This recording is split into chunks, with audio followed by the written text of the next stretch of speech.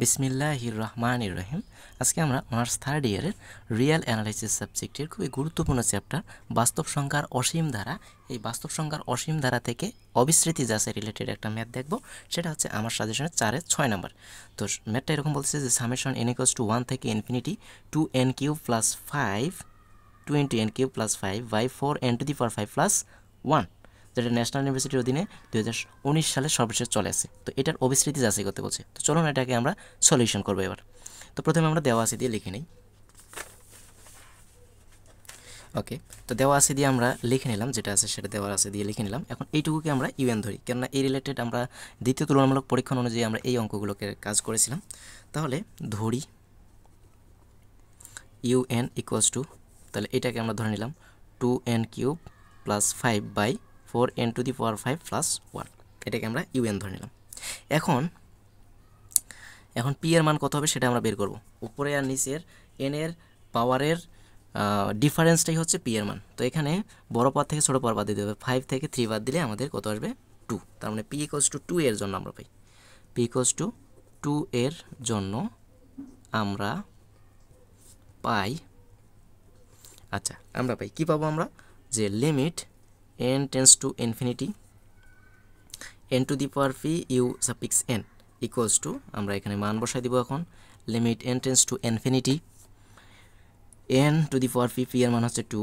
ওকে, এর ইউএন এর মান হচ্ছে কত আমাদের? এই যেটা 2n³ + 5 বাই 4n⁵ + 1।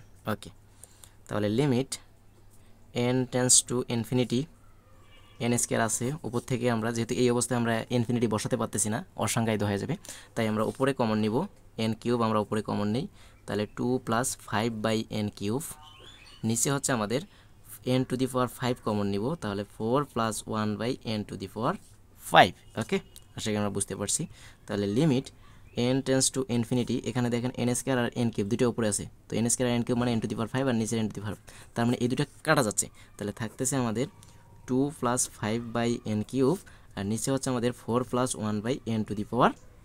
আশা করি আমরা এতটুকু বুঝতে পারছি। এখন আমরা লিমিটিং মান বসাই দিব। n এর জায়গায় আমরা ইনফিনিটি বসাবো, তাহলে 2 + সামথিং বাই ইনফিনিটি মানে 0, 4 + সামথিং বাই ইনফিনিটি মানে 0। তার মানে এখানে 2/4 = হাফ। এই হাফ যা একটা কি সসীম রাশি, যা একটি সসীম রাশি। ওকে, এটা একটা সসীম রাশি। এখন আমরা দেখব পি এর মানের উপর ডিপেন্ড করে, অর্থাৎ পি এর মান যদি 1 এর বড় হয় তাহলে অভিসারী, আর পি এর মান 1 এর ছোট হলে অপসারী। তো যেহেতু এখানে আমাদের পি এর মান 2 আছে, যেহেতু পি = 2, যেটা 1 এর চেয়ে বড়, তাহলে সুতরাং আমরা বলতে পারি, সুতরাং দ্বিতীয় তুলনামূলক পরীক্ষণ